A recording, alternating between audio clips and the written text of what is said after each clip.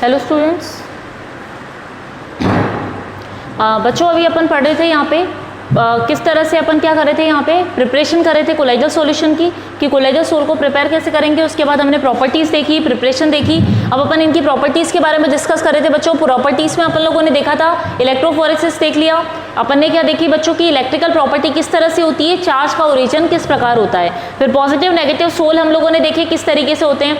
अब अपन बात करते हैं बच्चों की कोलाइडल पार्टिकल्स की बात कर रहे थे, जिसमें हम लोगों ने कहा कि कोलाइडल पार्टिकल जो होता है वो क्या हो सकता है, पॉजिटिव सोल भी होगा, वो नेगेटिव सोल भी हो सकता है। इट मीन्स कोलाइडल पार्टिकल के ऊपर दो टाइप के चार्ज हो सकते हैं, एक पॉजिटिव चार्ज होगा, एक नेगेटिव चार्ज होगा। अब यहाँ पे अपन बात करते हैं कि जब पॉजिटिव और नेगेटिव चार्ज कोलाइडल पार्टिकल पे हैं और इसी पार्टिकल में जब हम क्या करते हैं बच्चों, इलेक्ट्रिसिटी का फ्लो करवाएं। इट मीन्स अगर हम इन कोलाइडल पार्टिकल को क्या करें, इलेक्ट्रोड की प्रेजेंस में हम लोग इनका मोशन देखें या अपन कहें कि इनकी गति देखते हैं, किस तरह इनका मूवमेंट होता है बच्चों। तो जैसे ही आप इलेक्ट्रिसिटी अप्लाई करते हो कोलाइडल पार्टिकल पे, तो क्या होगा, जो पॉजिटिवली चार्ज पार्टिकल्स है वो क्या करेंगे बच्चों, नेगेटिव चार्ज इलेक्ट्रोड की तरफ जाएंगे, और जो नेगेटिव चार्ज पार्टिकल है वो क्या मूवमेंट करेंगे, पॉजिटिव चार्ज इलेक्ट्रोड की तरफ जाएंगे।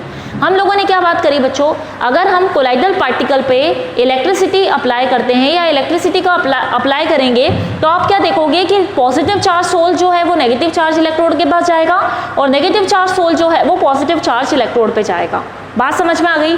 अब यहाँ पे हमने इसी चीज़ को, मूवमेंट को, इलेक्ट्रिसिटी की प्रेजेंस को दो पार्ट में डिवाइड कर दिया। अगर आप इलेक्ट्रिकल फील्ड अप्लाई करते हो बच्चों, EF से मैंने बताया इलेक्ट्रिकल फील्ड, अगर आप इलेक्ट्रिकल फील्ड अप्लाई करते हो बच्चों, तो आप खुद देखोगे अगर आपका डी पे माइग्रेट हो रहा है, डी पे माइग्रेट होने का मतलब आपके कोलाइडल पार्टिकल अगर माइग्रेट होते हैं, कोलाइडल पार्टिकल का मूवमेंट होता है बच्चों, तो उस प्रोसेस को हम क्या कहते हैं, इलेक्ट्रोफोरेसिस।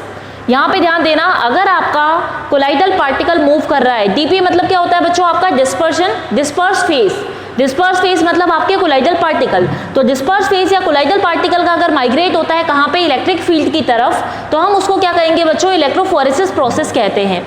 अगर कोलाइडल पार्टिकल की जगह पर आपके क्या हो, डीएम क्या है आपका, डिस्पर्शन मीडियम। जैसे अगर अपन सोने का सोल जो हमने बनाया था, गोल्ड सोल जो बच्चों प्रिपेयर किया था हमने, गोल्ड सोल की बात करते हैं तो गोल्ड सोल में गोल्ड क्या है, कोलाइडल पार्टिकल है, डीपी है। अगर गोल्ड सोल का माइग्रेशन होता है तो अपन उसको इलेक्ट्रोफोरेसिस से बताएंगे।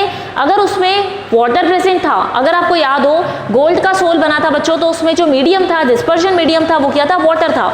अगर वाटर का मूवमेंट होता है तो अपन उसको किससे बताते हैं, इलेक्ट्रो ऑस्मोसिस से बताते हैं। दोनों में डिफरेंस ध्यान रखिएगा। अपन ने कहा कि जैसे ही आप क्या करते हो बच्चों, कोलाइडल पार्टिकल चार्ज पार्टिकल है, या कोलाइडल सॉल्यूशन जो आपका बना है वो क्या है, चार्ज सॉल्यूशन है। अगर आप उसके अंदर क्या करते हो बच्चों, पॉजिटिव और नेगेटिव चार्ज स्पीशीज के अंदर दो इलेक्ट्रोड लगा देते हो या इलेक्ट्रिक फील्ड अप्लाई करते हो, तो पार्टिकल और मीडियम दोनों का माइग्रेशन स्टार्ट हो जाता है। अगर पार्टिकल माइग्रेट करते हैं तो हम इसको इलेक्ट्रोफोरेसिस कहते हैं, अगर आपका मीडियम माइग्रेट करता है तो हम इसको इलेक्ट्रो ऑस्मोसिस कहते हैं। अब देखिए बच्चों, इलेक्ट्रोफोरेसिस प्रोसेस होता कैसे है। आपने देखा एक हमने यू शेप की एक ट्यूब ले ली, एक ट्यूब ली है बच्चों जिसको यू शेप की ट्यूब कहा गया है। यहाँ पे दो कॉर्क लगे हुए, उन कॉर्क के अंदर आपने क्या किया है, इलेक्ट्रोड को फंसा दिया है। अगर आप डायग्राम ध्यान से देखोगे तो आपको यहाँ पे क्या दिखाई दे रहे होंगे, दो इलेक्ट्रोड दिखाई देंगे बच्चों, एक ये इलेक्ट्रोड, एक ये वाला इलेक्ट्रोड। अब दो इलेक्ट्रोड हमने यहाँ पे देखे, ये जो कि किससे कनेक्टेड है बच्चों, बैटरी से कनेक्टेड है। एक इलेक्ट्रोड नेगेटिवली चार्ज हो गया तो दूसरा इलेक्ट्रोड पॉजिटिव चार्ज है, क्योंकि ये दोनों किससे कनेक्टेड है बच्चों, बैटरी से कनेक्टेड है, जो हमें डायग्राम में साफ साफ दिखाई दे रहा है। अब क्या करते हैं, जैसे इलेक्ट्रिसिटी अप्लाई करते हैं, और हमने देखा इस यूट्यूब में क्या भरा हुआ है बच्चों, सोल भरा हुआ है। सोल मतलब आपका एक कोलाइडल सॉल्यूशन भरा हुआ है। बात समझ में आई। हमने क्या किया बच्चों, एक यू शेप की ट्यूब ली जिसमें अपने आपका कोलाइडल सॉल्यूशन भर दिया है, और उसमें अपन ने क्या करा, इन दोनों ट्यूब के माउथ को, इनकी जो एंड था उन एंड को आपने बंद कर दिया। किसके थ्रू बंद किया, कॉर्क जैसे स्ट्रक्चर के थ्रू बंद कर दिया है, और उन कॉर्क के अंदर क्या फिक्स है, दो इलेक्ट्रोड फिक्स कर रखे जिनको हमने बैटरी से कनेक्ट कर रखा है। बात समझ में आ गई। अब अपन ने क्या किया बच्चों, जैसे ही इलेक्ट्रिसिटी अप्लाई की तो क्या होगा, यहाँ पे सोल क्या करेंगे, सोल मतलब कोलाइडल पार्टिकल जो है आपके कोलाइडल सॉल्यूशन वाले, वो क्या करेंगे बच्चों, माइग्रेट होना स्टार्ट होंगे। माइग्रेट मतलब मूव कर रहे हैं। अब आप देखोगे जैसे पार्टिकल मूव करते तो मूव करते करते वो क्या हुए, पॉजिटिव एंड की तरफ मूव होना स्टार्ट हो गए। अब जैसे हम देख रहे हैं धीरे धीरे ये पॉजिटिव एंड की तरफ मूव होना स्टार्ट हो गए, तो इसका मतलब क्या है कि ये जो पार्टिकल थे बच्चों क्या थे, नेगेटिवली चार्ज पार्टिकल थे, जो कि क्या करें, पॉजिटिवली चार्ज इलेक्ट्रोड की तरफ मूवमेंट हुआ इनका। अगर बच्चों पार्टिकल का मूवमेंट पॉजिटिव इलेक्ट्रोड पे होता है तो आप इसको क्या कहते हो, यहाँ पे देखिएगा, पार्टिकल की बात करिए अपन ने, पॉजिटिव चार्ज पार्टिकल, यहाँ पे क्या हो रहा है बच्चों, ये जो मूव कर रहे हैं ये क्या पार्टिकल है, नेगेटिवली चार्ज पार्टिकल है, जो कि पॉजिटिव इलेक्ट्रोड पर जाके डिपॉजिट हो रहे हैं, इकट्ठे हो रहे हैं। अभी डायग्राम में आप देख सकते हो 2 इलेक्ट्रोड ले लिए यहाँ पे, ये कोलाइड पार्टिकल है जो मूव कर रहे हैं बच्चों, और यू शेप ट्यूब में ये आपका कोलाइडल सॉल्यूशन यहाँ पे भरा हुआ था। अब मूवमेंट हुआ, यहाँ से कोलाइड पार्टिकल निकले और यहाँ पे कहाँ पे गए, पॉजिटिव वाले पे इकट्ठे हो गए। इसका मतलब कोलाइडल पार्टिकल कैसे थे बच्चों, नेगेटिवली चार्ज थे। अब यहाँ पे अपन कहते हैं कि अगर पार्टिकल का मूवमेंट पॉजिटिव इलेक्ट्रोड पे होता है तो बच्चों आप इसको क्या कहोगे, कैटाफोरेसिस। सॉरी, पॉजिटिव पे हो रहा है तो क्या बोलेंगे बच्चों, इसको अपन एनाफोरेसिस। इलेक्ट्रोफोरेसिस का मतलब इलेक्ट्रिसिटी की प्रेजेंस में मूवमेंट। अगर ये एनोड पे होता है मतलब पॉजिटिव चार्ज पे होता है तो आप इसको क्या कहोगे बच्चों, एनाफोरेसिस। और अगर ये नेगेटिव चार्ज वाले पर होता, इस वाले पर होता, नेगेटिव वाले पर, तो हम इसको क्या कहते हैं, कैटाफोरेसिस। ये बच्चों एग्जाम में क्वेश्चन पूछा जा सकता है कि कैटाफोरेसिस और एनाफोरेसिस क्या होता है, तो आप ध्यान रख लीजिए। जब कोलाइडल पार्टिकल का मूवमेंट इलेक्ट्रोफोरेसिस प्रोसेस में, जब कोलाइडल पार्टिकल का मूवमेंट कहाँ पर हो रहा है, कोलाइडल पार्टिकल का मूवमेंट अगर पॉजिटिव इलेक्ट्रोड पे होता है तो हम उसको एनाफोरेसिस कहते हैं, और कोलाइडल पार्टिकल का मूवमेंट अगर नेगेटिव इलेक्ट्रोड पे होता है तो हम उसको क्या कहते हैं बच्चों, कैटाफोरेसिस कहते हैं। Is that clear? समझ में आ गया मेथड क्या है। और उसके बाद हम बात कर रहे थे इलेक्ट्रो ऑस्मोसिस। जब आपका क्या हो रहा है, यहाँ पे मीडियम आपका माइग्रेट कर रहा है, जैसे पानी का मूवमेंट अगर होता है कहाँ पे, इलेक्ट्रिक फील्ड के अंदर मूवमेंट दिखाता है, तो उसको अपन क्या कहते हैं, इलेक्ट्रो ऑस्मोसिस कहते हैं। बच्चों ध्यान रखना, कोलाइडल पार्टिकल चार्ज पार्टिकल थे हमने कहा, तो हमने यहाँ पे क्या किया, इलेक्ट्रिक फील्ड अप्लाई किया। इलेक्ट्रिक फील्ड की प्रेजेंस में आपके कोलाइडल पार्टिकल भी माइग्रेट कर रहे हैं और आपका मीडियम भी माइग्रेट कर रहा है। अगर कोलाइडल पार्टिकल माइग्रेट करते हैं तो उसको इलेक्ट्रोफोरेसिस कहते हैं, और अगर आपका मीडियम माइग्रेट करता है बच्चों तो हम उसको इलेक्ट्रो ऑस्मोसिस कहते हैं। इलेक्ट्रोफोरेसिस भी 2 टाइप का होता है। अगर पार्टिकल पॉजिटिव एंड पे जा रहे हैं, पॉजिटिव इलेक्ट्रोड पे जा रहे हैं तो एनाफोरेसिस, नेगेटिव इलेक्ट्रोड पे इकट्ठे होंगे तो बच्चों उसको हम क्या कहेंगे, कैटाफोरेसिस कहेंगे। बात समझ में आ गई? अब ये 2 प्रोसेस समझ में आ गए, व्हाट इज इलेक्ट्रोफोरेसिस क्या होता है और एक इलेक्ट्रो ऑस्मोसिस क्या होता है। क्वेश्चन आएगा बच्चों, आप इसको आराम से अटेम्प्ट कर सकते हो। अब आते हैं हम इसके एप्लीकेशन वाले पार्ट पे कि कहाँ काम में आता है। इट डिटरमाइन चार्ज, ये क्या करता है बच्चों, इलेक्ट्रोफोरेसिस जो प्रोसेस हमने बात करी, ये क्या करता है, ये चार्ज को डिटरमाइन करता है कि कोलाइडल पार्टिकल जो हैं उन पे चार्ज कैसा है। अब अगर ये इनका पॉजिटिव पे मूवमेंट हुआ तो हमें पता चला ये नेगेटिव थे, अगर ये नेगेटिव इलेक्ट्रोड पे जाते तो हमें पता चलता है ये पॉजिटिव चार्ज पार्टिकल हैं। तो आपको किसी भी तरह से कोलाइडल सोल मिले जिसका चार्ज आपको नहीं पता हो तो आप इलेक्ट्रोफोरेसिस मेथड से इसके चार्ज को डिटरमाइन कर सकते हो। सेकंड थिंग है रेट ऑफ माइग्रेशन। हम माइग्रेशन की रेट पता कर सकते हैं कि कितनी स्पीड से जा रहा है या कितना स्लो जा रहा है, उससे भी हमें पता चल जाएगा कि इसकी रेट ऑफ माइग्रेशन किस तरह से हो रही है। थर्ड वाला बात करते हैं बच्चों हम यहाँ पे सेपरेट मिक्सचर। ये क्या करता है, अगर 2 कोलाइडल मिक्सचर जो हैं वो बीच में मिक्स हो चुके हैं तो उनके मिक्सचर को क्या करेगा, ये सेपरेट कर देगा। पॉजिटिव वाले पॉजिटिव एंड पे, नेगेटिव एंड पे चले जाएंगे, नेगेटिव चार्ज पॉजिटिव एंड पे चले जाएंगे, और इस तरह से कोलाइडल मिक्सचर जो हमारा मिक्स हुआ है उसको हम इजीली सेपरेट आउट कर सकते हैं। तो ये कुछ एप्लीकेशन है बच्चों इसकी, इलेक्ट्रोफोरेसिस और इलेक्ट्रो ऑस्मोसिस प्रोसेस की। अब अपन बात करते हैं अब अपने नए उस पर प्रॉपर्टी ऑफ कोलाइड में, जिसमें हम बात करेंगे बच्चों कोएगुलेशन। अब कोएगुलेशन प्रोसेस क्या होता है उसको ध्यान से समझिए कि ये असल में है क्या चीज।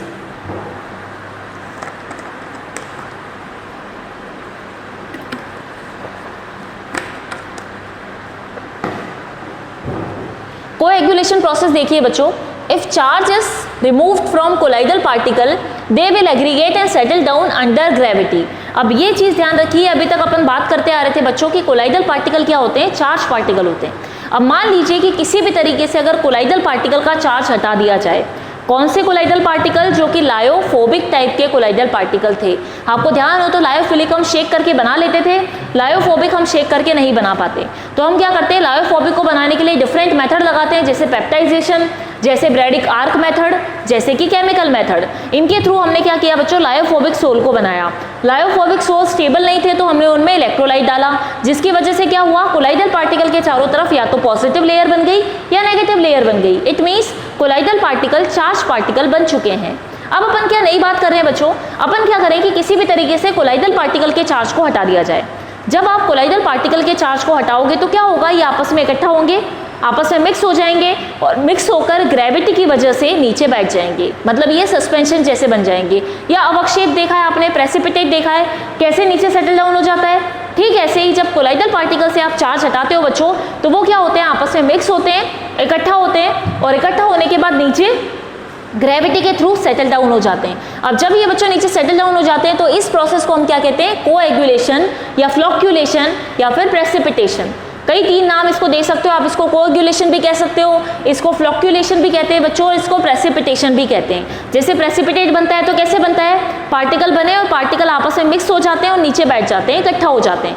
ठीक इसी तरीके से जब हम कोलाइडल पार्टिकल से चार्ज हटा लेते हैं तो वो एग्रीगेट होते हैं, वो इकट्ठा होते हैं और इकट्ठा होने के बाद नीचे सेटल डाउन हो जाते हैं बच्चों। तो इस प्रोसेस को हम कोएगुलेशन प्रोसेस कहते हैं।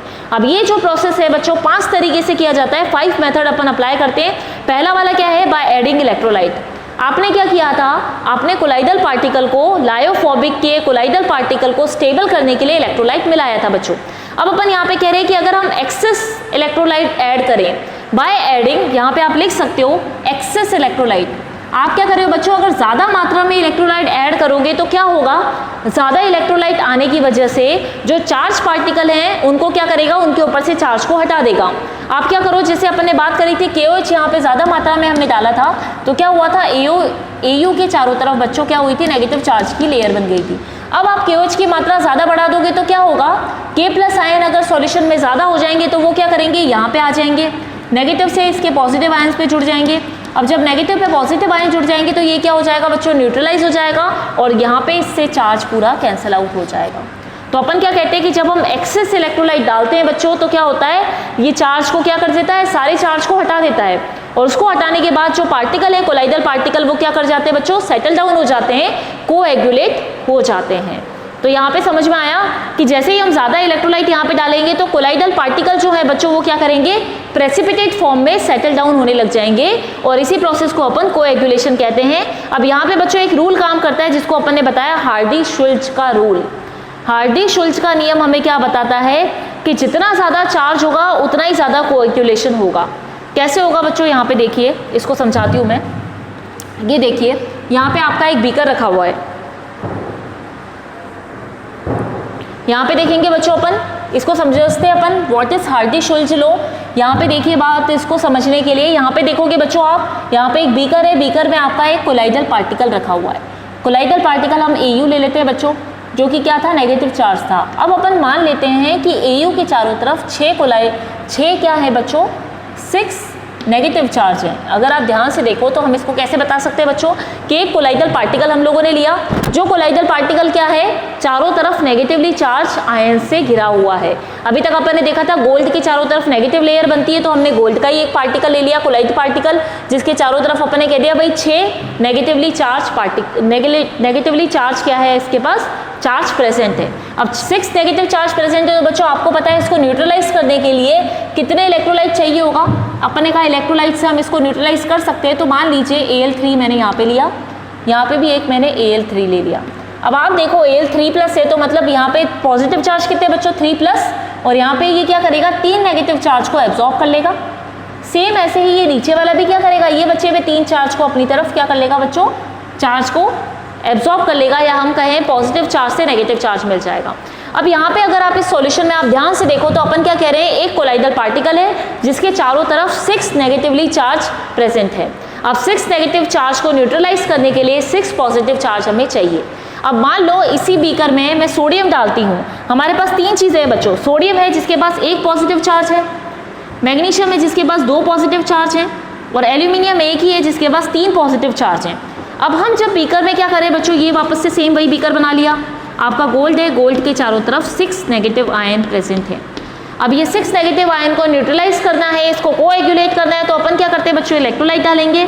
अब मान लीजिए सोडियम वाला इलेक्ट्रोलाइट डाला तो आपको पता है कि 6 नेगेटिव आयन को क्या करना पड़ेगा, न्यूट्रलाइज करने के लिए 6 पॉजिटिव आयन डालने पड़ेंगे, मतलब 6 सोडियम आयन यहाँ पे आपको डालने पड़ेंगे। 6 सोडियम आयन आप डालोगे तब जाके ये कोएगुलेट होगा। अब अपन बात करते हैं मैग्नीशियम आयन की, तो मैग्नीशियम आयन कितने चाहिए होंगे, 6 नेगेटिव चार्ज के लिए आपको 3 मैग्नीशियम आयन चाहिए होंगे। और जब अपन एल्यूमिनियम की बात करते हैं तो यहाँ पे एल्यूमिनियम क्या करेगा बच्चों, 2 एल्यूमिनियम के आयन ही काफ़ी होंगे क्या करने के लिए, गोल्ड से 6 चार्ज को हटाने के लिए। तो अपन क्या करेंगे बच्चों, ऐसे प्रोसेस की तरफ जाएंगे जहाँ पे क्या करें, आयन तो कम से कम हो लेकिन वो ज़्यादा से ज़्यादा चार्ज को न्यूट्रलाइज कर सकें। तो इसको समझने के लिए अपन ने यहाँ पे देखा, जैसे एल्यूमिनियम, सोडियम आप लोगे तो सोडियम 6 आयन आपको चाहिए होंगे, मैग्नीशियम के 3 चाहिए होंगे और एल्यूमिनियम के 2 चाहिए होंगे। तो जो अपन बात करेंगे कि ऐसा आयन जिसकी क्या करेंगे अपन वैलेंसी सबसे ज़्यादा हो, जिस आयन की वैलेंसी सबसे ज़्यादा होगी वो ज़्यादा मात्रा में क्या करेगा बच्चों, कोएगुलेट करेगा। यहाँ पे 6 सोडियम आयन क्या कर रहे हैं, 6 चार्ज को हटाने के लिए आपको 6 सोडियम आयन डालने पड़ रहे हैं, जबकि यहाँ पे 2 ही एल्यूमिनियम आयन से काम चल रहा है। इट मीन्स यहाँ पे क्या बोलेंगे अपन, जितना ज़्यादा चार्ज होगा उतना ही ज़्यादा कोएगुलेशन होगा, या हम कहें जितनी ज़्यादा वैलेंसी होगी उतना ही ज़्यादा उसका कोएगुलेशन बढ़ेगा। तो हार्डी-शुल्ज का लॉ आपको यही चीज़ बताता है बच्चों कि जितना ज़्यादा चार्ज होगा उतना ही ज़्यादा कोएगुलेशन बढ़ेगा, यही हार्डी-शुल्ज का रूल होता है। इसके अकॉर्डिंग यहाँ पे अपन ने देखा जैसे अपन चार्ज की तरफ बढ़ते हैं बच्चों, सोडियम से जैसे हम एल्यूमिनियम की तरफ जाएंगे तो ऐसी स्पीशीज जिसका पॉजिटिव चार्ज ज़्यादा होगा वो ज़्यादा से ज़्यादा कोएगुलेशन करेगा। तो यहाँ पे कोएगुलेशन क्या होगा बच्चों, अगर अपन बात करें कोएगुलेशन प्रोसेस अगर अपन बात करते हैं तो हम क्या कहेंगे, राइट टू लेफ्ट कोएगुलेशन क्या हो रहा है बच्चों, इंक्रीज हो रहा है। जैसे जैसे चार्ज बढ़ेगा वैसे कोएगुलेशन बढ़ेगा, और इसके अकॉर्डिंग क्या होगा, आपको कम आयन के अंदर ही कोएगुलेशन जो है वो ज़्यादा मात्रा में मिलेगा। इट मीन्स यहाँ पे हार्डी-शुल्ज का रूल अपन को क्या कहता है, जितना ज़्यादा चार्ज, हाई चार्ज प्रेजेंट तो हाई कोएगुलेशन को शो करेगा, वही हार्डी-शुल्ज का रूल है। बात समझ में आ गई बच्चों। हम लोग कह रहे थे कोएगुलेट करना है, मतलब हमको क्या करना है, कोलाइडल पार्टिकल से चार्ज हटा के उनको सेटल डाउन करवाना है। डिफरेंट मेथड है। पहला वाला हमने कह दिया बाय एडिंग एक्सेस इलेक्ट्रोलाइट, ज़्यादा इलेक्ट्रोलाइट डालते हैं तो वो क्या करता है, चार्ज को न्यूट्रलाइज कर देता है। और हार्डी-शुल्ज का रूल क्या कहता है अपन को कि जिस आयन के पास जितना ज़्यादा पॉजिटिव चार्ज होगा उतना ही ज़्यादा वो क्या करेगा, कोएगुलेशन को दर्शाएगा। जैसे यहाँ पे अपन ने कहा कि एक सोडियम आयन के पास 1 चार्ज है, तो यहाँ पे गोल्ड के पार्टिकल को न्यूट्रलाइज करने के लिए 6 चार्ज के लिए 6 आयन चाहिए होंगे, जबकि काम अपना एल्यूमिनियम के 2 ही आयन से चल रहा है। इसका मतलब क्या हुआ कि हमें कम आयन के अंदर आपका अपन कहेंगे प्रेसिपिटेशन या कोएगुलेशन जो हुआ वो बहुत ज़्यादा हो गया। ये बात समझ में आई। यही हार्डी-शुल्ज के रूल ने अपन को बताया था कि जितना ज़्यादा चार्ज होगा उतना ही ज़्यादा कोएगुलेशन यहाँ पे हो जाएगा। ये नियम क्लियर है बच्चों, ये रूल समझ में आ गया किस तरीके से होता है। अब अपन चलते हैं बच्चों सेकंड वाले मेथड पे, बाय इलेक्ट्रोफोरेसिस। इलेक्ट्रोफोरेसिस अभी अपन पढ़ के आए थे, वापस से आ जाओ डायग्राम पे। इसमें क्या हुआ था बच्चों, negatively charge particle positive electrode पे जाके इकट्ठे हो रहे थे और न्यूट्रलाइज हो रहे थे। अब आप खुद देख सकते हो जब ये न्यूट्रलाइज हो रहे थे तो न्यूट्रलाइज होने के बाद क्या हुआ, ये इलेक्ट्रोड पे जाके इकट्ठे हो गए, मतलब ये क्या हो गए बच्चों, एक तरह से कोएगुलेट हो गए। जब चार्ज दोनों का आपस में मिक्स हो जाता है तो ये न्यूट्रलाइज होके क्या हो जाते हैं बच्चों, प्रेसिपिटेट की फॉर्म में आ जाते हैं या कोएगुलेट हो जाते हैं। तो कोएगुलेशन प्रोसेस में अपना वही प्रोसेस वापस से आ जाएगा बाय इलेक्ट्रोफोरेसिस। थर्ड वाले पे आते हैं अपन, by mixing 2 opposite charge sol. अब इसको समझिएगा बच्चों, जैसे हमने क्या लिया, एक पॉजिटिव सोल ले लिया जैसे FeOH3। FeOH3 का सोल जो था बच्चों, कोलाइडल सोल क्या था आपका, पॉजिटिव सोल था, और आर्सेनिक सल्फाइड का सोल अपने पास है जो कि नेगेटिव सोल है। अब अगर अपन पॉजिटिव नेगेटिव दोनों सोल को आपस में मिला दे तो क्या होगा, इन दोनों का चार्ज एक दूसरे से कैंसिल आउट हो जाएगा, हाँ कि नहीं। यहाँ पे अपन कह रहे हैं बच्चों एक पॉजिटिव सोल है अपने पास, एक नेगेटिव सोल है। जब हम पॉजिटिव और नेगेटिव सोल को आपस में मिक्स कर देते हैं तो ये क्या होता है बच्चों, ये न्यूट्रलाइज कर देता है एक दूसरे के चार्ज को, और ये क्या हो जाता है, कोएगुलेट हो जाता है, ये सेटल डाउन हो जाता है और नीचे बैठ जाता है। और इस तरह से अपन क्या कर सकते हैं, 2 अपोजिट चार्ज सोल को मिक्स करके कोएगुलेशन प्रोसेस बता सकते हैं। अब सेकंड आ गया, नेक्स्ट वाला आ गया बच्चों बाय बॉइलिंग। अब जैसे ही आप कोलाइडल पार्टिकल को, चार्ज पार्टिकल को बॉईल करते हो तो बॉईल होने पर क्या होगा, जैसे कोई भी सॉल्यूशन बच्चों जब बॉईल होने लगता है, बॉईल होता है तो क्या करता है वो, बॉईल होने के बाद अपने अंदर की जो पार्टिकल है वो क्या करेंगे, आपस में टकराने लगेंगे बच्चों, टकराएंगे, कोएगुलेट होंगे। ठीक है, बात समझना है। यहाँ पे हमने कहा कि अगर अपन इसको बॉईल करते हैं, कोलाइडल सॉल्यूशन जो कि चार्ज सॉल्यूशन है, मतलब कोलाइडल पार्टिकल चार्ज पार्टिकल है, जब आप कोलाइडल सॉल्यूशन को बॉईल करते हो तो बॉईल करने के बाद क्या होता है बच्चों, वो एनर्जी को लेते हैं, एनर्जी लेने के बाद क्या करेंगे, आपस में टकराएंगे। जब वो कोलाइडल पार्टिकल आपस में टकराने लगते हैं तो टकराने के बाद क्या होता है बच्चों कि कुछ टाइम बाद उनका जो चार्ज है वो चार्ज की लेयर वहाँ से हट जाती है, और जब चार्ज की लेयर वहाँ से हट जाती है तो बच्चों क्या होगा, कुछ टाइम बाद वो क्या होंगे, कोलाइडल पार्टिकल डिस्चार्ज हो गए, चार्ज हट गया उनके ऊपर से, और कुछ टाइम बाद क्या होंगे बच्चों, वो आपस में इकट्ठा होने लगेंगे, एग्रीगेट होंगे, और एग्रीगेट होने के बाद सेटल डाउन हो जाएंगे। तो बॉइलिंग प्रोसेस के थ्रू भी हम इजीली कोएगुलेशन प्रोसेस को कर सकते हैं। अब लास्ट वाले पे चलते हैं अपन, बाय रिपीटेड डायलिसिस। अभी बच्चों हम लोग पढ़ के आए थे डायलिसिस के बारे में, जो हमने पढ़ा था प्योरिफिकेशन प्रोसेस में। अब डायलिसिस क्या कर रहा था, डायलिसिस क्या कर रहा था, आपका जो इलेक्ट्रोलाइटिक सॉल्यूशन आपका प्रेजेंट था उसमें से क्या कर रहा था, इलेक्ट्रोलाइट को हटा रहा था। लेकिन अगर आप कंटिन्यू डायलिसिस करते रहेंगे तो क्या होगा, कुछ टाइम बाद क्या करेगा बच्चों, कोलाइडल पार्टिकल के चारों तरफ जो लेयर बनी है वो लेयर को भी, आयंस को भी वहाँ से हटा देगा। बात समझ में आई। हम क्या कर रहे थे बच्चों, प्योरिफिकेशन प्रोसेस में डायलिसिस के थ्रू जो इलेक्ट्रोलाइट की मात्रा एक्सेस थी, एक्सेस अमाउंट था, उसको रिमूव कर रहे थे। कुछ टाइम बाद अगर आप कंटिन्यू डायलिसिस करने लगते हो तो क्या होता है, कुछ टाइम बाद जो लेयर बनी थी कोलाइडल पार्टिकल के चारों तरफ वो भी वहाँ से रिमूव होने लग जाती है अगर डायलिसिस कंटिन्यू चलता रहे।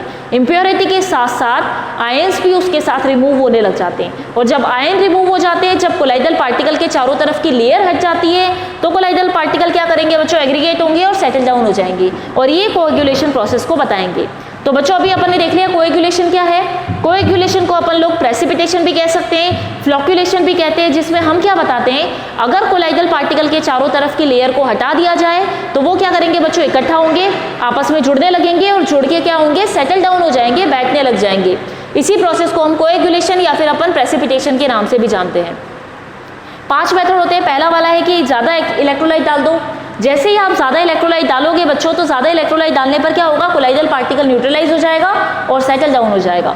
और हार्डी-शुल्ज़ का रूल हमको क्या कहता है कि जितना ज़्यादा चार्ज होगा किसी आयन पे, जितना ज़्यादा चार्ज प्रेजेंट होगा उतना ही कोएगुलेशन पावर उसकी बढ़ने लगेगी, जिस पे कम चार्ज होगा उसका कोएगुलेशन कम होने लगेगा। उसके बाद हमने कहा इलेक्ट्रोफोरेसिस प्रोसेस के थ्रू, इलेक्ट्रोफोरेसिस हम लोग देख के आए थे, जब पॉजिटिव या नेगेटिव चार्ज पर, नेगेटिवली चार्ज इलेक्ट्रोड पर जब कोलाइडल सोल आगे इकट्ठा होने लगता है, कोलाइडल पार्टिकल इकट्ठा होता है बच्चों, तो क्या होता है, वो एक प्रेसिपिटेट के रूप में कोएगुलेशन के फॉर्म में वो क्या होता है, इलेक्ट्रोड पे इकट्ठा हो जाता है, जमने लग जाता है, और वही क्या बताता है, कोएगुलेशन प्रोसेस को बताता है। By mixing 2 opposite charge sol, 2 different charge के सोल को जब हम मिक्स कर देते हैं बच्चों तो हमें कोएगुलेशन मिलता है। प्रेसिपिटेट की फॉर्म में नीचे सेटल डाउन मिलेगा, क्योंकि ये क्या करते हैं, एक दूसरे के चार्ज को न्यूट्रलाइज कर देते हैं। बॉइलिंग करते हैं तो क्या होता है बच्चों, पार्टिकल का मूवमेंट चालू हो जाता है, कोलाइडल पार्टिकल आपस में टकराते हैं, एक दूसरे के लेयर को तोड़ देते हैं और फिर बाद में खुद प्रेसिपिटेट होके कोएगुलेशन प्रोसेस बताते हैं। और लास्ट वाला अपन ने देखा by repeated dialysis. Continue dialysis process चलेगा तो क्या होगा बच्चों, कुछ टाइम बाद डायलिसिस प्रोसेस की वजह से क्या होने लगेगा, वो जो कोलाइडल पार्टिकल के चारों तरफ लेयर बनी थी वो इम्प्योरिटी के साथ वो लेयर भी बाहर निकल जाएगी। तो हमने देख लिया कि व्हाट इज कोएगुलेशन प्रोसेस। अब चलते बच्चों अपन इसके आगे की प्रॉपर्टीज पे। अब बच्चों आ जाते हैं अपन लोग यहाँ पे नेक्स्ट प्रॉपर्टी के बारे में, वो है प्रोटेक्शन और प्रोटेक्टिव एक्शन। प्रोटेक्शन और प्रोटेक्टिव एक्शन क्या होता है बच्चों, इसको समझने के लिए अपन यहाँ पे देखते हैं the property of lyophilic sol to prevent precipitation of the lyophobic sol. अब बच्चों एक चीज़ समझना, यहाँ पे हम क्या बात कर रहे हैं, इसको समझने के लिए प्रोटेक्शन क्या होता है या प्रोटेक्टिव एक्शन क्या होता है। यहाँ पे देखिए मैंने क्या करा बच्चों, एक टेस्ट ट्यूब ली। अगर आप देखो यहाँ पे, तो यहाँ पे क्या किया अपन ने, 2 टेस्ट ट्यूब लिए हैं। अब इन 2 टेस्ट ट्यूब के अंदर जो हम लोग लैब में काम में लेते हैं बच्चों, ऐसे ही बनाइए, अपन ने देख लेना इसको ध्यान से समझने के लिए। हमने यहाँ पे क्या किया, प्रोटेक्शन और प्रोटेक्टिव एक्शन को समझने के लिए अपन क्या कर रहे हैं, 2 टेस्ट ट्यूब काम में ली।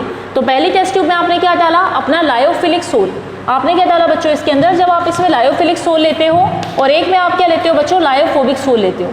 2 टेस्ट ट्यूब ली हम लोगों ने, एक में क्या लिया बच्चों, लायोफोबिक सोल, और एक में हम लोगों ने क्या लिया, लायोफिलिक सोल। अब आपने क्या किया बच्चों, लायोफिलिक सोल के अंदर आपने क्या किया, एक इलेक्ट्रोलाइट डाला। लायोफिलिक सोल में बच्चों लायोफिलिक कौन से होते हैं, जो लिक्विड लविंग होते हैं, इसका मतलब वो इजीली बनते हैं और लेकिन स्टेबल ज़्यादा होते हैं। बात समझ में आई बच्चों।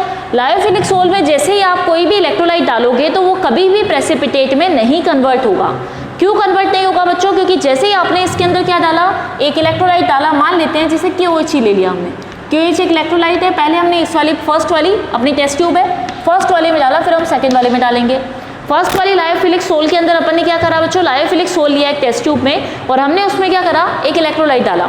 इलेक्ट्रोलाइट डालने के बाद भी उसका क्या होगा, प्रेसिपिटेशन नहीं होगा।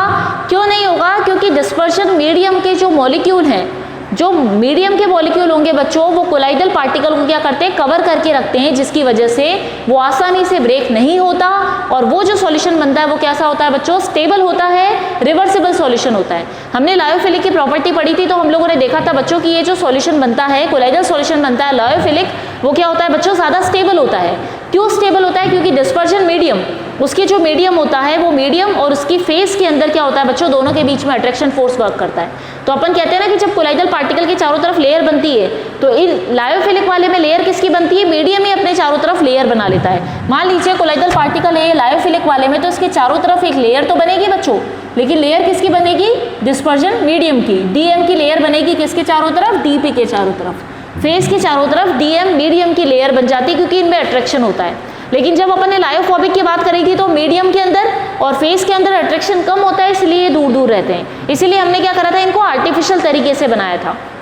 और उनके बीच में अट्रैक्शन कैसे लेके आए थे बच्चों अपन, क्योंकि हमने कोलाइडल पार्टिकल को चार्ज किया, उसके बाद जब मीडियम चार्ज हुआ तो दोनों के बीच में अट्रैक्शन क्या था, वो अट्रैक्शन बना, इस वजह से लायोफोबिक जो था वो स्टेबल था। लेकिन अगर अपन इसमें KOH अब अपन लायोफोबिक वाले में डालेंगे तो क्या होगा बच्चों, कुछ टाइम बाद आप देखोगे यहाँ पे प्रेसिपिटेट दिखने लग जाएगा। लायोफोबिक सोल का प्रेसिपिटेट आपको इसमें दिखेगा टेस्ट ट्यूब में, क्योंकि अपन देख कर आए थे कोएगुलेशन प्रोसेस में भी अपन ने पढ़ा था कि जब अपन क्या करते हैं बच्चों, ज्यादा मात्रा में कोलाइडल सॉल्यूशन के अंदर इलेक्ट्रोलाइट डालते हैं तो इलेक्ट्रोलाइट क्या करता है बच्चों, कोलाइडल सॉल्यूशन को प्रेसिपिटेट में कन्वर्ट कर देता है। बात समझ में आई। अब यहाँ पे क्या करना है बच्चों, कोलाइडल सॉल्यूशन के अंदर अपने लायोफोबिक के अंदर जब अपन ने क्या डाला, आपने क्या डाल दिया, इसमें इलेक्ट्रोलाइट डाल दिया। अब इलेक्ट्रोलाइट डालने के बाद क्या होगा बच्चों, प्रेसिपिटेट बनेगा। अब इस प्रेसिपिटेट को रोकने के लिए, बचाने के लिए हम क्या करेंगे बच्चों, लायोफिलिक सोल डाल देंगे, किसमें, लायोफोबिक वाले में। ध्यान से सुनिएगा, पहले अपन ने क्या बात करी, लायोफिलिक सोल के अंदर जब आप इलेक्ट्रोलाइट डालते हो तो वो कभी भी प्रेसिपिटेट नहीं होता या कभी भी PPT नहीं बनता, क्योंकि दोनों के बीच में बॉन्डिंग अच्छी है, किसमें, DP एंड DM के बीच में। जब अपन बात करते हैं लायोफोबिक वाले के लिए, तो लायोफोबिक की बात करते हैं अपन बच्चों, कहते हैं कि लायोफोबिक सोल जो होता है उसके अंदर क्या होता है, DP और DM के बीच में अट्रैक्शन कम है, तो जैसे ही आप इलेक्ट्रोलाइट उसमें डालोगे वो क्या बन जाएगा, प्रेसिपिटेट बन जाएगा। अब हमें क्या करना है, लायोफोबिक के प्रेसिपिटेट होने से बचाने के लिए हम क्या करते हैं बच्चों, इसके अंदर लायोफिलिक सोल मिला देते हैं। जैसे ही लायोफोबिक के साथ आप लायोफिलिक सोल को ऐड करते हो तो वो क्या करेगा, वो लायोफोबिक वाले को प्रोटेक्ट कर लेगा, बचा लेगा और उसको इलेक्ट्रोलाइट से प्रेसिपिटेट होने नहीं देगा। जब इलेक्ट्रोलाइट उसको प्रेसिपिटेट नहीं कर पाएगा तो हमारा लायोफोबिक सोल जो है बच्चों वो क्या हो जाएगा, प्रोटेक्ट हो जाएगा, वो बच जाएगा। और इसी उसको एक्शन को अपन क्या कहते हैं, प्रोटेक्शन और प्रोटेक्टिव एक्शन। इसको समझने के लिए आप देखिए बच्चों, हम क्या करते हैं, घरों में सिक्योरिटी होती है। अब आप देख लीजिए कि एक घर में क्या है, सिक्योरिटी के लिए डॉग रख रखे हैं और एक घर में डॉग नहीं है। जिस घर में डॉग होगा बच्चों वहाँ पे चोर उचक्के तो आ नहीं सकते, चोरी नहीं हो सकती, मर्डर नहीं हो सकता, क्योंकि क्या करेगा, डॉग हमने सेफ्टी पर्पज से या प्रोटेक्शन के लिए हम लोग लेके आए हैं। और जिस घर में डॉग रखा हुआ नहीं है वहाँ पे चोर आसानी से जा सकता है, वहाँ पे मर्डर कर सकता है, वहाँ पे चोरी कर सकता है बच्चों। बात समझ में आई मेरी। तो अपन क्या कर रहे हैं यहाँ पे प्रोटेक्शन करने के लिए, यहाँ पे अपना क्या है, लायोफोबिक वाला कैसा है, बिना डॉग वाला घर है, जिसके अंदर जैसे ही आपने KOH डाला मतलब चोर आए तो वो क्या करेंगे बच्चों, सारा माल ले जाएंगे। इसका मतलब वो क्या करेंगे, उसको घर को खराब कर देंगे। ठीक इसी तरह से लायोफोबिक सोल को खराब करने के लिए इलेक्ट्रोलाइट काफ़ी होता है। अब अपन को क्या करना है, घर को खराब होने से, लायोफोबिक सोल को खराब होने से बचाना है, तो हम क्या करेंगे बच्चों, इसमें घर में जैसे हम लोग डॉग ला के रखते हैं, ठीक ऐसे ही हम यहाँ पे क्या करें बच्चों, लायोफिलिक सोल को इसमें डाल देंगे। जैसे ही लायोफिलिक आएगा वो क्या करेगा, एक प्रोटेक्शन लेयर बना देगा बच्चों। लायोफिलिक आएगा तो वो क्या करेगा, ये लायोफोबिक सोल है, इसके चारों तरफ लायोफिलिक क्या करेगा बच्चों, एक प्रोटेक्शन लेयर बना देगा। जब ये है आपका लायोफोबिक वाला सोल है और ये आपका लायोफिलिक है बच्चों, ठीक है, ये लायोफिलिक वाला सोल है और ये लायोफोबिक वाला ये वाला है, इसके चारों तरफ लायोफिलिक की लेयर बन गई है। तो अब जैसे ही KOH या कोई भी इलेक्ट्रोलाइट आके अटैक करेगा तो वो क्या करेगा, इसको इजीली ब्रेक नहीं कर पाएगा, ये इसको तोड़ नहीं पाएगा, क्योंकि बीच में किसकी लेयर आ गई है, लायोफिलिक की लेयर आ गई है, जिसको कोई भी इलेक्ट्रोलाइट आसानी से तोड़ नहीं सकता। बात समझ में आई। जैसे डॉगी को हम इजीली भगा नहीं सकते, उससे हम डर के भागते हैं, लेकिन वो हमसे डर के नहीं भागता। सेम ऐसे ही यहाँ पे अपन ने प्रोटेक्शन लेयर किसकी बना दी, लायोफिलिक वाले की बना दी, जो क्या करेगा, लायोफोबिक को प्रोटेक्ट करके रखेगा। और इसी प्रोसेस को अपन क्या कहते हैं बच्चों, प्रोटेक्शन कहते हैं। बात समझ में आई। अब देखिए इसकी definition, the property of lyophilic sol to prevent precipitation of the lyophobic sol. Lyophobic sol को प्रेसिपिटेट होने से बचाने की लायोफिलिक सोल की प्रॉपर्टी को ही हम क्या कहते हैं बच्चों, प्रोटेक्शन कहते हैं। सीधा सीधा अपन कहेंगे कि लायोफिलिक सोल लायोफोबिक सोल को प्रेसिपिटेट होने से रोक रहा है, प्रोटेक्ट कर रहा है, इसीलिए वो उसका प्रोटेक्शन पावर बताता है। अब यहाँ पे देखिए बच्चों, प्रोटेक्टिव पावर को हम किससे बताते हैं, गोल्ड नंबर से बताते हैं। आप क्या कर रहे हो बच्चों, प्रोटेक्टिव पावर को बता रहे हो, किससे बता रहे हो, गोल्ड नंबर से बता रहे हो। गोल्ड नंबर असल में क्या नंबर होता है बच्चों, ये अपन ने लिया है टेस्ट ट्यूब, इसमें हमने क्या ले लिया बच्चों, AU का सोल लिया। AU अपना क्या है, लायोफोबिक सोल है। अब आपने गोल्ड का सोल लिया बच्चों और इसमें आपने क्या डाला, 1%। यहाँ पे देख लेते हैं अपन, जो आपने लिया बच्चों गोल्ड का सोल लिया, वो कितना है आपके पास, 10 ml सोल है। और आप क्या कर रहे हो, उसमें 1 ml NaCl डालते हो। अब जैसे ही आपने 1 ml NaCl डाला बच्चों, 1% का 1 ml 10% वाला NaCl हमने इसमें डाला। ध्यान से सुनिएगा, एक टेस्ट ट्यूब है, टेस्ट ट्यूब में आपने क्या किया, 10 ml गोल्ड का सोल लिया। उसमें बच्चों आप क्या कर रहे हो, 1 ml क्या डाल रहे हो, उसके अंदर NaCl सॉल्यूशन डाल रहे हो। अब जैसे ही बच्चों आप 1 ml NaCl इसके अंदर मिलाते हो तो क्या होगा, ये प्रेसिपिटेट हो जाएगा। लेकिन प्रेसिपिटेट होने से बचाने के लिए हमको क्या करना पड़ेगा, इसके अंदर लायोफोबिक सोल डालना पड़ेगा। तो लायोफिलिक सोल डालना पड़ेगा। अब गोल्ड के सोल में जब अपन लायोफिलिक सोल इसके अंदर डालते हैं तो लायोफिलिक सोल की कितनी मात्रा जाएगी वो किससे बताते हैं बच्चों, अपन उसके गोल्ड नंबर से बताते हैं। ध्यान रखिएगा, इसकी डेफिनेशन ध्यान से देखो। The number of ml of lyophilic sol to prevent precipitation of 10 ml gold sol on addition of 1 ml 10% NaCl known as gold number of that protective lyophilic sol. क्या कह रहा है बच्चों, ये गोल्ड नंबर क्या चीज होती है? हम क्या कर रहे हैं, लायोफोबिक सोल को प्रोटेक्ट करने के लिए लायोफिलिक सोल मिला रहे हैं। बात समझ में आ गई? अब लायोफिलिक सोल कितना मिला रहे हो उस मात्रा को किससे बताते हो बच्चों, आप उसको गोल्ड नंबर से बताते हो। गोल्ड नंबर आपको लायोफिलिक की मात्रा बताएगी, क्वांटिटी बताएगी कि इतनी क्वांटिटी आप डालोगे तब जाके आपका लायोफोबिक जो है वो प्रोटेक्ट हो जाएगा। बात समझ पाए? और इसको अपन गोल्ड नंबर क्यों कहते हैं, क्योंकि यहाँ पे किसको प्रोटेक्ट कर रहा है बच्चों, गोल्ड के सोल को प्रोटेक्ट कर रहा है। 10 ml गोल्ड का सोल हमने लिया, उसमें 1 ml NaCl डाला, 10% वाला 1 ml NaCl डालोगे बच्चों आप तो प्रेसिपिटेट में कन्वर्ट हो जाएगा। लेकिन इस प्रेसिपिटेशन को रोकने के लिए हम लोग जितनी मात्रा लायोफिलिक सोल की मिलाएंगे, जितना ml लायोफिलिक सोल मिलाएंगे उतनी क्वांटिटी उसकी गोल्ड नंबर के फॉर्म में अपन लोग कैलकुलेट कर सकते हैं। तो गोल्ड नंबर असल में क्या है बच्चों, लायोफिलिक सोल का क्वांटिटी है जो कि लायोफोबिक, जो कि गोल्ड सोल को प्रेसिपिटेट होने से बचाता है। गोल्ड के सोल को प्रेसिपिटेट होने से बचाने वाला लायोफिलिक सोल की क्वांटिटी गोल्ड नंबर कहलाती है। बात समझ में आ गई? व्हाट इज गोल्ड नंबर बच्चों? अब जैसे यहाँ पे कुछ दिख दिए लायोफिलिक कोलाइड्स हैं और आपके पास गोल्ड नंबर है, तो आप खुद देख लो जिलेटिन है बच्चों, जैसे जिलेटिन को आप देखोगे तो जिलेटिन का गोल्ड नंबर कितना आ रहा है, 0.005 से लेकर 0.101, मतलब इसका गोल्ड नंबर क्या है, कम है। It means come quantity gelatin की काफ़ी है गोल्ड सोल को बचाने के लिए। ठीक, कैसे ही आप देखो एग का एल्ब्यूमिन होता है, एल्ब्यूमिन वाला पार्ट है एग वाले के अंदर, तो अपन देखेंगे इसकी गोल्ड नंबर कितना है, 0.08 से 0.1, अब बढ़ता जा रहा है। गोंद की बात करते हैं तो गोंद का 0.10 से लेकर 0.15 है। और लास्ट में आप देखोगे बच्चों पोटैटो स्टार्च, पोटैटो स्टार्च मतलब आलू के अंदर वाला स्टार्च जो है बच्चों, उसका गोल्ड नंबर कितना आता है, 25। इसका मतलब क्या हुआ कि आपको गोल्ड के सोल को बचाने के लिए अगर आपके पास स्टार्च है, पोटैटो स्टार्च, तो उसकी बहुत ज़्यादा मात्रा डालनी पड़ेगी, बहुत ज़्यादा क्वांटिटी डाल के आपको इसको प्रोटेक्ट करना पड़ेगा गोल्ड सोल को। तो यहाँ पे क्या हुआ बच्चों, जितनी कम मात्रा होगी उतना ज़्यादा प्रोटेक्शन होगा। तो अपन ने इसको बताया protection capacity is inversely proportional to 1 upon gold number. इसका मतलब जिसका गोल्ड नंबर कम होगा उसके प्रोटेक्शन कैपेसिटी ज़्यादा होगी, जिसका गोल्ड नंबर ज़्यादा होगा उसका प्रोटेक्शन कैपेसिटी कम होगी। सीधी सी बात है। अगर हम जिलेटिन लेते हैं तो बच्चों बहुत कम मात्रा में ही अपना काम चल जाएगा, बहुत कम क्वांटिटी के अंदर ही आपका क्या होगा, गोल्ड सोल का प्रोटेक्शन हो जाएगा।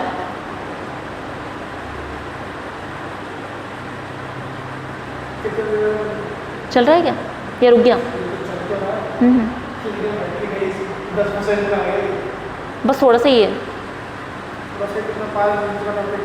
5-10 मिनट, 5 मिनट और मान लो। अच्छा बैटरी गई क्या, बैटरी कनेक्ट नहीं कर सकते अपन? तो छोड़ दूँ फिर, यहाँ पे अगली बार कर दूँ ये एप्लीकेशन बता दूँगी। हाँ ठीक है, ऐसा कर लो, ऐसा कर लो। हाँ ठीक है, आप दूसरा मोबाइल ले आओ, जब तक मैं ना ये ख़त्म कर देती हूँ। यहाँ पे ये बस 2 मिनट में ख़त्म हो रहा है, 2 सेकंड में। आप जब तक ला रहे हो उतने में ख़त्म कर दूँगी, है ना? ठीक है बच्चों, अपन लायोफिलिक कोलाइड की बात कर रहे थे। जिलेटिन की बहुत कम मात्रा है, इसका मतलब क्या हुआ कि जिलेटिन की बहुत कम मात्रा चाहिए, जिससे क्या होगा, आपका कोलाइडल सॉल्यूशन जो होगा किसका, गोल्ड सोल का, वो प्रोटेक्ट हो जाएगा। और जब अपन पोटैटो स्टार्च की बात करते हैं तो आप खुद देख सकते हो बच्चों, इसका गोल्ड नंबर ज़्यादा है, इसका मतलब हमें ज़्यादा क्वांटिटी चाहिए होगी। और जिस लायोफिलिक कोलाइड की ज़्यादा क्वांटिटी चाहिए, इसका मतलब इसकी प्रोटेक्शन पावर क्या होगी, कम हो जाएगी। तो यहाँ से देख लीजिए बच्चों, प्रोटेक्शन पावर जो है, प्रोटेक्शन कैपेसिटी है, वो डायरेक्टली इनडायरेक्टली प्रोपोर्शनल होती है गोल्ड नंबर के। जिसका गोल्ड नंबर कम उसकी कैपेसिटी ज़्यादा, जिसका गोल्ड नंबर ज़्यादा होगा उसकी कैपेसिटी क्या होगी बच्चों, कम हो जाएगी। तो अभी अपना खत्म हो गया कोलाइडल पार्टिकल जो अपन ने पढ़े बच्चों, उनकी सारी प्रॉपर्टीज हम लोगों ने पढ़ ली कि क्या क्या प्रॉपर्टी होती है। अब अपन चलेंगे इसके एप्लीकेशन वाले पार्ट पे। अब बच्चों अपन लोगों ने खत्म कर लिया कि कोलाइड क्या होता है, कोलाइड की प्रॉपर्टीज़ क्या होती है। अब बच्चों अपन इसके आखिरी पार्ट पे चलते हैं जो है एप्लीकेशन ऑफ कोलाइड। कोलाइड का एप्लीकेशन कहाँ कहाँ होता है, तो बच्चों आप ध्यान से देखिए। अभी तक अपन कोलाइड की सारी प्रॉपर्टीज़ पढ़ के आए, तो आप खुद देख सकते हो कोलाइड का जो अपन बात करते हैं कहाँ यूज़ होता है, मेडिसिन में। कोलाइड को हम लोग मेडिसिन के रूप में भी काम में ले सकते हैं। जैसे आप लोगों ने देखा होगा कफ सिरप आता है बच्चों, एक तो घर में क्या होती है, जेलोसिल आती है। जेलोसिल जो मेडिसिन होती है बच्चों, वो क्या होती है, डाइजेशन को प्रॉपर करने के लिए, डाइजेशन को ट्रीट करने के लिए काम में ली जाती है। तो आपने देखा होगा पिंक कलर का सॉल्यूशन होता है बॉटल के अंदर, छोटी सी बॉटल होती है जिसमें लाइट पिंक कलर का सॉल्यूशन फिल्ड होता है बच्चों। वही सॉल्यूशन क्या होता है आपका, कोलाइडल सॉल्यूशन होता है। एक और अपन ने बात करी कफ सिरप, जैसे बच्चों हम लोग कफ सिरप लेते हैं तो कफ सिरप भी किसका एग्जांपल है, कोलाइडल सॉल्यूशन का एग्जांपल है। तो कोलाइडल सॉल्यूशन जो होते हैं बच्चों मेडिसिन, मेडिकल एरिया में भी काम में लिए जा सकते हैं। सेकेंड थिंग हम बात करते हैं फूड की, खाने में जैसे अपन लोग बात कर सकते हैं मिल्क की, अपन ने बात करी, ठीक है, मिल्क अपन ने बात करी थी, बटर मिल्क की बात करी बच्चों। ये चीज़ें क्या है, हम लोग खाने में काम में लेते हैं, भोजन में, फूड में काम में लेते हैं। तो ये क्या होता है, एक तरह से कोलाइडल सॉल्यूशन जो है वो क्या होता है अपने फूड में भी आता है। जैसे हम लोगों ने पोटैटो स्टार्च की बात करी, पोटैटो स्टार्च क्या है, पोटैटो को हम लोग खाते हैं बच्चों, जिसके अंदर क्या होता है, स्टार्च होता है, और स्टार्च एक तरह का क्या है, कोलाइडल सॉल्यूशन है। तो इससे क्या मतलब समझ में आता है कि कोलाइडल सॉल्यूशन जो होते हैं अपने फूड में भी काम में आते हैं। थर्ड वाले उसमें चलते हैं बच्चों, पेंट के अंदर। पेंट हम लोगों ने कहा था जो अपन बात करते हैं पेंट किया जाता है, किसी भी चीज़ को करते हैं अपन, वॉल के अंदर पेंट करते हैं, तो पेंट जो अपन काम में लेते हैं वो भी किसका एग्जांपल है बच्चों, कोलाइडल सॉल्यूशन का ही एग्जांपल होता है। फोर्थ वाले की बात करते हैं बच्चों, सोप। सोप हम लोग काम में करते हैं, सोप से अपन ने कहा था मिसेल फॉर्मेशन होता है, तो सोप और मिसेल फॉर्मेशन सारा किसके अंदर आता है बच्चों, कोलाइडल सॉल्यूशन के अंदर ही हम लोग पढ़ते हैं। फिफ्थ वाले की बात करते हैं बच्चों, treatment of sewage. Sewage water जो होता है, जो घरों से निकलने वाला गंदा पानी, टॉयलेट, वॉशरूम, इनसे निकलने वाला जो गंदा पानी होता है बच्चों, उनका ट्रीटमेंट किया जाता है, उसको ट्रीट किया जाता है, साफ किया जाता है, ताकि उसको अपन और फर्दर प्रोसेस में काम में ले सकें। तो उसके ट्रीटमेंट में भी कोलाइडल सॉल्यूशन काम में लिए जाते हैं। उसके बाद बात करते हैं बच्चों अपन लोग इलेक्ट्रिकल प्रेसिपिटेशन। इलेक्ट्रिकल प्रेसिपिटेशन क्या होता है बच्चों, आप लोगों ने देखा होगा कि अपन क्या बात करते हैं, कई सारे इंडस्ट्रियल एरिया हैं जिनके बाहर की तरफ क्या लगी हुई होती है बच्चों, आपने देखा होगा इंडस्ट्रियल एरिया के अंदर, इंडस्ट्रीज के बाहर, अपन कहेंगे फैक्ट्री के बाहर क्या होती है बच्चों, इस तरह की एक चिमनी अपन कहते हैं, चिमनी कहा जाता है। फैक्ट्री के बाहर एक चिमनी लगी हुई होती है बच्चों, वो चिमनी क्या करती है, जो ब्लैक स्मोक निकलता है बाहर, उस स्मोक को ट्रीट करने का काम करती है। क्या होता है बच्चों, जब अपन बात करते हैं फैक्ट्री में कोई काम होता है, तो फैक्ट्री में काम होने के बाद क्या होता है, जो धुआं निकलेगा बच्चों, वो धुएं के अंदर क्या होगा, वो एक तरह से स्मोक होगा। स्मोक के अंदर मतलब क्या है कि क्लीन एयर के अंदर आपके डस्ट पार्टिकल, आपके कार्बन के पार्टिकल और इम्प्योरिटीज प्रेजेंट होती है। अब अगर वो इम्प्योरिटी एयर में चली जाए तो वो क्या करेंगी बच्चों, एयर पॉल्यूशन कॉज करेंगी। तो क्या किया जाता है फैक्ट्री में, एयर को प्योरीफाई करने के लिए क्या करते हैं बच्चों, यहाँ पे इलेक्ट्रोड लगे हुए होते हैं। चिमनी आप लोगों ने देखा होगा, बड़ी सी चिमनी लगी हुई होती है जो ऊपर तक जाती है, उसके अंदर क्या होते हैं बच्चों, अलग इलेक्ट्रोड लगे हुए होते हैं। अब ये जो इलेक्ट्रोड होते हैं बच्चों क्या होते हैं, पॉजिटिव और नेगेटिव चार्ज होते हैं, पॉजिटिवली चार्ज, नेगेटिवली चार्ज होते हैं। जैसे ही आपका स्मोक यहाँ से निकलता है, यहाँ से गुजरेगा, तो क्या होगा बच्चों, कुछ टाइम बाद क्या देखोगे आप, स्मोक के अंदर क्या है, कोलाइडल पार्टिकल है जो कि चार्ज पार्टिकल होते हैं। तो ये कोलाइडल पार्टिकल जैसे ही इलेक्ट्रोड के कांटेक्ट में आते हैं बच्चों, ये क्या होने लगते हैं, यहाँ पे प्रेसिपिटेट होने लगते हैं। अब कुछ टाइम तक प्रेसिपिटेट होने के बाद जो एयर बाहर निकलती है बच्चों, एनवायरनमेंट में जाती है, वो कैसी एयर हो जाती है, वो क्लीन एयर हो जाती है। मतलब कोलाइडल सॉल्यूशन का अपन बात करते हैं कि कहाँ पे एप्लीकेशन होगा, तो वो एप्लीकेशन कहाँ पे आता है बच्चों, इलेक्ट्रिकल प्रेसिपिटेशन में भी काम में आता है, जहाँ पे अपन क्या करते हैं, जो भी इंडस्ट्री और फैक्ट्री से निकलने वाला स्मोक होता है, काला धुआं होता है, उस धुएं से इम्प्योरिटी को रिमूव करवाते हैं। किसके थ्रू करवाते हैं, इलेक्ट्रोड लगा के कोलाइडल पार्टिकल को प्रेसिपिटेट कर लेते हैं। बाद में जो एयर जाती है बच्चों, वो एयर क्या होती है, पॉल्यूशन फ्री एयर होती है, जो एनवायरनमेंट को भी ज्यादा हार्म नहीं करती है। अब अपन आते हैं अपने नेक्स्ट वाले पे, फॉर्मेशन ऑफ डेल्टा। ठीक है, डेल्टा का फॉर्मेशन कैसे होता है, अगर आप लोगों को पता हो बच्चों, नदी होती है, नदी आ रही है सीधी सीधी, नदी के अंदर अगर अपन बात करें तो कोलाइडल पार्टिकल क्या होते हैं बच्चों, क्ले की बात करते हैं अपन, जो कि अपन बोलेंगे कि रिवर वाटर में प्रेजेंट होता है बच्चों, उसके अंदर क्ले होता है। क्ले क्या होता है आपका, कोलाइडल पार्टिकल होता है। क्ले है बच्चों आपका कोलोइडल पार्टिकल है, क्ले कोलाइडल पार्टिकल है। जब जैसे ही नदी अपन ने बोला, आगे जाके किस में मिल जाती है बच्चों, सी में मिलती है। ये रिवर है, रिवर आगे चल के किस में मिलेगा, सी में मिलेगा, समुद्र में मिलेगा। अब सी में आपको बच्चों पता है क्या प्रेजेंट होते हैं, इलेक्ट्रोलाइट्स प्रेजेंट होते हैं। इलेक्ट्रोलाइट्स मतलब जैसे कि NaCl, जैसे कि CaCl2, जैसे कि MgCl2 और बहुत सारी चीज़ें, बहुत सारे इलेक्ट्रोलाइट मतलब बहुत सारे सॉल्ट प्रेजेंट होते हैं। और अपन को पता है जब कोलाइडल पार्टिकल सॉल्ट की प्रेजेंस में, या हम कहें इलेक्ट्रोलाइट की प्रेजेंस में आता है, तो क्या करेगा, प्रेसिपिटेट बना लेगा। तो क्या होता है बच्चों, जब नदी समुद्र में जाके मिलती है तो उसके कोने पे वो डेल्टा बनाती है बच्चों। डेल्टा का मतलब क्या हुआ, कोलाइडल पार्टिकल क्ले मिट्टी के, और यहाँ पे अपन ने कहा सी वाटर के अंदर जो इलेक्ट्रोलाइट प्रेजेंट है वो जब दोनों आपस में मिल जाते हैं तो क्या होते हैं बच्चों, प्रेसिपिटेट होते हैं। और प्रेसिपिटेट होने के बाद यहाँ पे कोने पे क्या बना लेते हैं बच्चों, एक डेल्टा का फॉर्मेशन करते हैं। और इसी को अपन कहते हैं कि डेल्टा फॉर्मेशन हो रहा है तो किसकी वजह से हो रहा है, कोलाइडल पार्टिकल के इलेक्ट्रोलाइट की वजह से, प्रेसिपिटेट होने की वजह से, कोएगुलेशन होने की वजह से। बात समझ में आ गई कि डेल्टा का फॉर्मेशन किस तरह से होता है बच्चों। अब अपन बात करते हैं प्योरिफिकेशन ऑफ ब्लड। ब्लड का अपनी बॉडी में प्योरिफिकेशन होता है, वो भी क्या है, कोलाइडल प्रॉपर्टी आती है बच्चों। दूसरी चीज हमने देखा था डायलिसिस के थ्रू भी करते हैं, तो वो भी एक तरह से क्या हुआ, कोलाइडल प्रॉपर्टी हुई। नेक्स्ट चलते हैं अपन टैनिंग। टैनिंग का मतलब क्या होता है बच्चों, अपन जब बात करते हैं कि चमड़ा होता है, लेदर होता है, आप लोगों ने देखा है लेदर किससे मिलता है। लेदर जो होता है बच्चों एनिमल की स्किन होती है। एनिमल की स्किन जिसके अंदर क्या होते हैं, फैट और ऑयल के मॉलिक्यूल प्रेजेंट होते हैं। अब फैट और ऑयल के मॉलिक्यूल असल में है क्या चीज़ वो बच्चों, वो क्या है, कोलाइडल पार्टिकल हैं। फैट और ऑयल के मॉलिक्यूल जब स्किन में प्रेजेंट होते हैं, स्किन लेदर जो अपन बात करते हैं, चमड़े की बात करते हैं, लेदर की बात करते हैं, असल में क्या होती है बच्चों, वो एनिमल स्किन होती है जिसके अंदर आपके कोलाइडल पार्टिकल प्रेजेंट होते हैं, जिस वजह से वो क्या होती है, सॉफ्ट होती है। तो अपन क्या करते हैं बच्चों, उसको केमिकल से ट्रीट करके उसको क्या किया जाता है, हार्ड बनाया जाता है। और उस हार्ड स्टफ को बनाने के बाद सॉफ्ट लेदर को हार्ड लेदर में कन्वर्ट करने के प्रोसेस को अपन क्या कहते हैं बच्चों, टैनिंग कहते हैं। इसमें क्या कर रहे हो आप, सॉफ्ट लेदर जिसके अंदर क्या है, कोलाइडल पार्टिकल प्रेजेंट है, उनको केमिकल से ट्रीट कर कर हटाने के बाद उस जो है लेदर है उसको क्या किया जाता है बच्चों, हार्ड बनाया जाता है। इस प्रोसेस को टैनिंग कहते हैं। और यही प्रोसेस किस में आएगी बच्चों, कोलाइड के एप्लीकेशन के अंदर आती है। नेक्स्ट आते हैं अपन आर्टिफिशियल रेन। अब बच्चों देखो कई एरिया में क्या होता है कि बादल तो रहते हैं, बादल आप लोगों ने देखा है, बादल असल में क्या होते हैं बच्चों, कोलाइडल पार्टिकल ही होते हैं जो कि क्या होते हैं, चार्ज होते हैं। या तो नेगेटिव चार्ज हो सकते हैं या पॉजिटिवली चार्ज होते हैं। अब सीधी सी बात है, नेगेटिव या पॉजिटिव चार्ज होंगे, कोलाइडल पार्टिकल है अगर बादल और उन पे चार्ज है नेगेटिव या पॉजिटिव, तो वो क्या करेंगे, एक दूसरे को रिपेल करेंगे। रिपेल करने से क्या होता है बच्चों कि उस एरिया में बादल तो रहते हैं लेकिन बारिश नहीं हो पाती। तो उस एरिया में, ऐसे एरिया में जहाँ पे बादल प्रेजेंट है, बादल है, क्लाउड्स है, लेकिन रेन नहीं हो रही है, तो उसके लिए क्या किया जाता है बच्चों, आर्टिफिशियल रेन करवाई जाती है।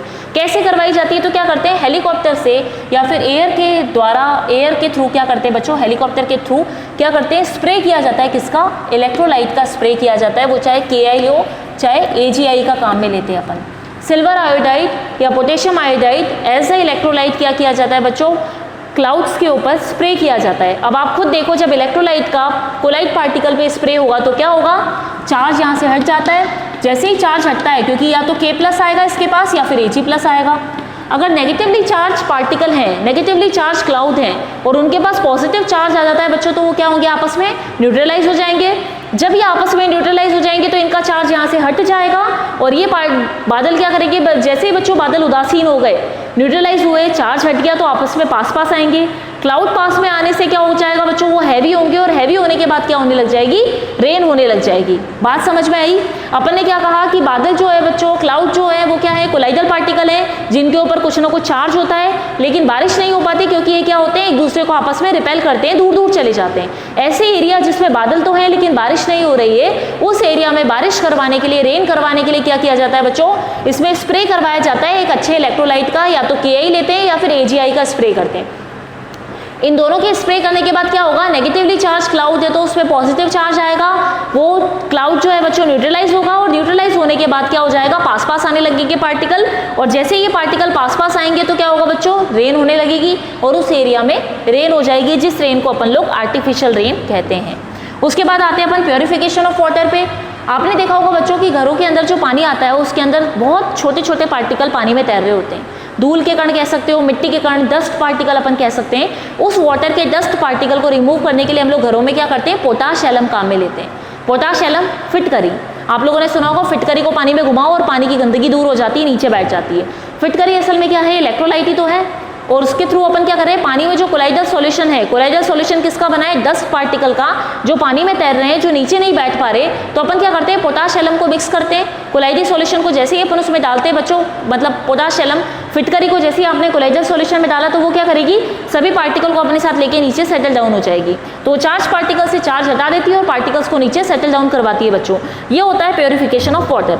और अपन ने देखा है इंडस्ट्रियल प्रोडक्ट की बात करते हैं तो कई इंडस्ट्रियल प्रोडक्ट हैं, जैसे कि अपन इंक की बात करते हैं बच्चों, पेंट है, इंक है, सीमेंट है, ये सारी चीज़ें क्या होती है बच्चों, कोलाइडल सॉल्यूशन होती हैं, जो कोलाइडल सॉल्यूशन प्रिपेयर किए जाते हैं। तो एप्लीकेशन देख लिया आप लोगों ने, कहाँ कहाँ काम में आती है। मेडिसिन में काम में आता है, फूड में काम में आता है, पेंट में, सोप में, सीवेज वाटर के ट्रीटमेंट में, इलेक्ट्रिकल प्रेसिपिटेशन में काम में आता है, स्मोक के फॉर्मेशन, डेल्टा का फॉर्मेशन करवाने में काम में आता है, ब्लड की प्योरिफिकेशन में, टैनिंग प्रोसेस में काम में लेते हैं, आर्टिफिशियल रेन करवाने में। फिर उसमें अपन ने देखा प्योरिफिकेशन ऑफ वाटर के लिए भी अपन कोलाइडल सॉल्यूशन को देखते हैं। इंडस्ट्रियल प्रोडक्ट के अंदर भी देखा बच्चों अपन ने। तो इस तरह से हमने देख लिया कि कोलाइडल सॉल्यूशन की कितनी डिफरेंट एप्लीकेशंस हो सकती हैं। अब बच्चों हम कुछ बचे हुए टॉपिक पे आते हैं। अब अपना जो टॉपिक बच रहा है बच्चों वो क्या है, इमल्शन। इमल्शन आप लोगों को पता है, जब अपन क्या कहते हैं, जब लिक्विड का लिक्विड में मिक्सचर होता है तो आप उसको क्या बताते हो बच्चों, इमल्शन बताते हो। अब अपन को पता है इमल्शन भी एक टाइप का क्या है बच्चों, कोलाइडल सिस्टम है। अब कोलाइडल सिस्टम है जिसके अंदर अपन ने बात करी कि इमल्शन है बच्चों, तो इमल्शन के लिए क्या होते हैं, दो टाइप के इमल्शन हो सकते हैं। एक तो क्या होगा जिसमें डिस्पर्स फेस और डिस्पर्शन मीडियम। यहाँ पे देखना बच्चों, डिस्पर्स फेस और डिस्पर्शन मीडियम की बात करोगे, एक बार अगर डिस्पर्स फेस आपका ऑयल है और डिस्पर्शन मीडियम वाटर है, मतलब आप क्या कह रहे हो, वाटर में ऑयल का मिक्सचर है, वाटर में ऑयल का मिक्सचर है, तो ऑयल इन वाटर, इस टाइप का आपके पास सिस्टम बनेगा। सेकेंड टाइप का सिस्टम जो बनेगा, सेकेंड टाइप का इमल्शन जो बनेगा बच्चों, वो इमल्शन कैसा होगा, जब आपने क्या करा, आपका डिस्पर्शन फेस आपका क्या हो गया बच्चों, वाटर हो गया, और डिस्पर्शन मीडियम आपका क्या हो गया, ऑयल हो गया। इसका मतलब ऑयल बहुत सारा है जिसमें वाटर हमने मिक्स किया है, थोड़ा सा वाटर डाला है, तो वाटर इन ऑयल टाइप का सिस्टम बन जाएगा। बात समझ में आ गई बच्चों। इमल्शन एक ऐसा अपन बात करते हैं ऐसे सिस्टम जिसके अंदर लिक्विड में मिक्स है। दो लिक्विड के मिक्सचर को हम लोग इमल्शन बोलते हैं, और ये लिक्विड कभी भी आपस में मिक्स नहीं होते। दो टाइप के हो सकते हैं, ऑयल इन वाटर और वाटर इन ऑयल। जब आप करो कि वाटर बहुत सारा हो और ऑयल कम हो, तब अपन उसको क्या बताएंगे बच्चों, ऑयल इन वाटर सिस्टम।